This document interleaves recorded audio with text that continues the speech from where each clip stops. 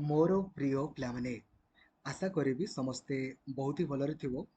जेमिति कि आपण जानिथिबे वर्तमान बालेश्वर 144 आपन को लागिछि।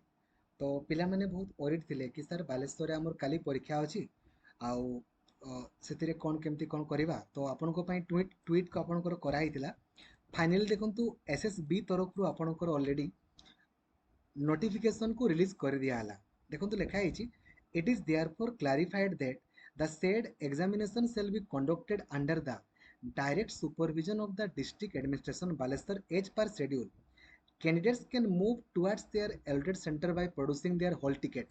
आपण माने खाली निजर एडमिट कार्ड को धरी थिबे काहेकि ना रास्ता रे आपण को हे तो police अटकई पारंती।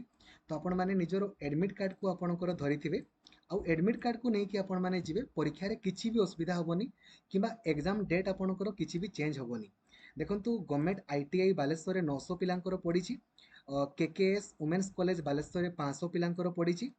Then Srinix college of engineering रे आपनकर 600 आ public government high school Baleshwar 306। तो टोटल 2306 टी पिला आपनकर काली परीक्षा देबे।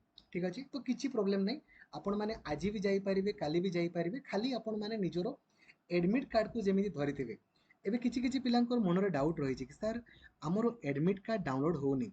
आपण माने एक्चुअली देखंतु आपणकर बोध भूली जाउछंती सेही समय रे हमर दुई प्रकार वैकेंसी आपणकर बाहरी थिला।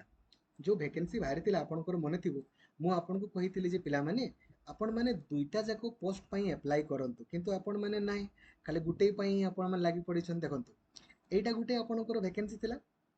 देखंतु एटा गुटे होची आपणकर जूनियर असिस्टेंट आपणकर एटा ए जो लेखा हैनी कि देखंतु नॉन टीचिंग पोस्ट एटा physical education teacher laboratory assistant एटा यारो एग्जाम डेट आसीनी एपर्यंत।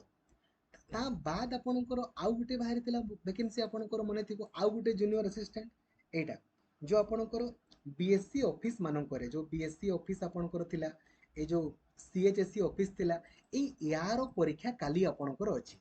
तो जदि आपण बोथ अप्लाई करि थांते हेले बोथ परीक्षा देई थांते ना चांस भी आपणकर अधिक रहंता।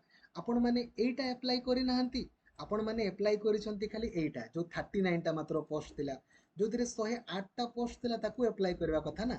यारो परीक्षा आपणकर काली अछि आ जो एटा आपणकर जो रहिला आपणकर जो खाली नॉन टीचिंग पोस्ट रो यारो एग्जाम डेट आसीनी ए पर्यंत जेबे आसी जिवो मु आपनको जणाई देबी। तो सब सांग माननको भी जणाई दियंतु। Thank you. जय जगन्नाथ। धन्यवाद। Thank you.